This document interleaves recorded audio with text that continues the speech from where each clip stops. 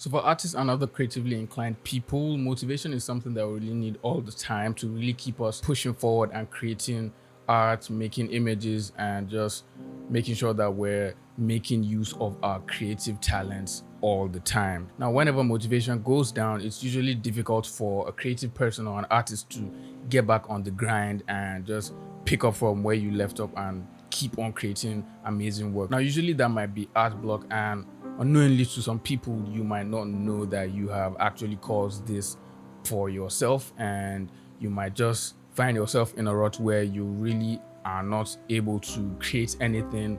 You're not even feeling like you want to draw, you want to create anything, you want to do things that you usually do all the time that you find give you joy and just make you feel alive. You really don't want to do anything. You would rather just sit at home, play video games, and just maybe watch movies or go online and look at your favorite Instagram artists. Now, it's behaviors like this that actually go ahead and kill your motivation some more.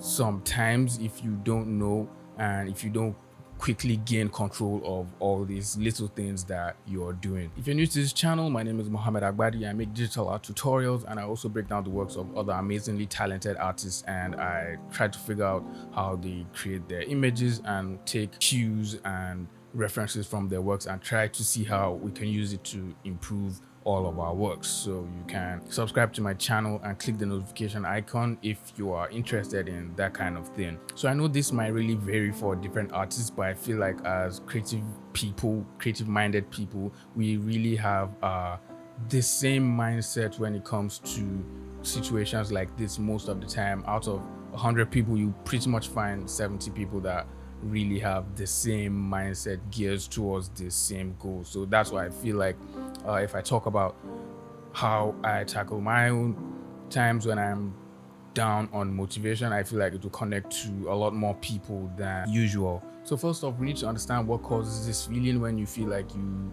have zero motivation to draw. And I'll speak for myself. Sometimes it might be you are taking in too much information, you're spending too much time on these social media platforms, you're probably spending too much time on ArtStation. I know that could affect you. It's actually a good thing to be on ArtStation and be motivated by a lot of talented artists, but sometimes you actually get over pressured when you're seeing so many good artists, and it usually affects a lot of beginner artists when you're seeing really super talented artists and you feel like your art can never ever get to their level. I know that causes a little bit of self-doubt, and you begin to lose motivation in the long run if you're not taking care of yourself and pretty much doing studies and all the other little things you should be doing day to day that will help you pick up the pace and try to catch up to these artists. So if you keep on allowing yourself to engage in all these art or taking so much knowledge without actually putting it to use, you will find yourself gradually losing steam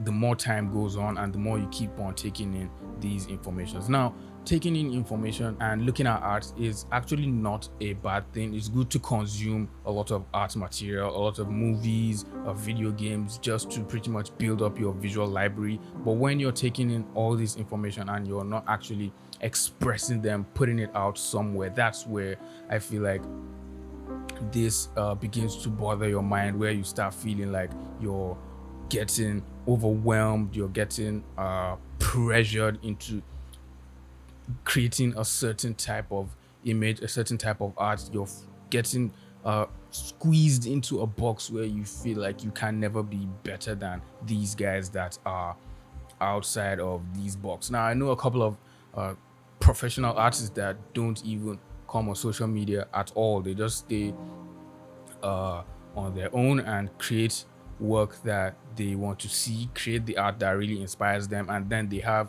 a couple of artists, maybe between 1 to 5 artists who are really close friends of theirs, and they just share their images within themselves and use those friends as judges and take advice and critiques from them. Now, that's something you can do if you want, but for beginner artists who really don't have that much luxury, I feel like you can actually keep on posting your work instead of just sitting back and taking in so much information. I feel like you can create a Tumblr or a blog post a DeviantArt where you can begin posting works and building up your portfolio gradually from baseline upwards. You don't really have to go up on these big sites like ArtStation and start posting your work and begin to feel overwhelmed and really feeling like an underdog when your work doesn't get as much recognition as works you're seeing on the homepage, which is totally expected because those guys have actually spent years studying and improving their work to be on that front page. So if you're not spending the time trying to improve, you're really going to have it difficult if you're trying to find yourself on that homepage as well. Oftentimes as artists and creatives, I'm sure that when we hear the word step away from your art, take a break, you really don't want to do that because you feel like it will cut back on your progress, it will slow down your progress. But it's actually a good thing to do when you find yourself in some of these creative ruts. Taking a break, stepping away from your art, leaving your comfort zone where you're always creating is a usually good step to take whenever you're trying to clear your head and just get out of your comfort zone and learn some more. Actually be motivated by other things you see in life. You might need to take a step back and just travel if you're opportune to do that, or go around, maybe go outside, take some walks, exercise if you can, hang out with your friends that live in another state if that's something you can do, and just really take out time and step away from your desk or wherever it is you're creating art. Because for artists, we're spending almost 16 hours, 17 hours. Some people might even be spending 20 hours just in one day sitting at a desk and drawing all the time. So if you count how many hours that will make up to in a week, 2 weeks, a month, that's actually a lot of hours just sitting at a desk. And if you are not taking care of yourself, taking care of your mindset as an artist, you're really going to go up and just start crumbling down gradually. Because in life, pretty much in general, everything is overruled by the law of diminishing return. So you have a starting point where you're going up, you have a lot of energy to create, to draw, to make the best content out there, and then you get into a grind, start making it, and then you lose steam and fall off gradually. And then it's now left to you as an individual to figure out ways that you can pick yourself back up and just kick it again and start going and start creating art as usual. And the thing you can do, which is something I learned from Dave Raposa, is always to go back to doing the things that made you wanted to start making art.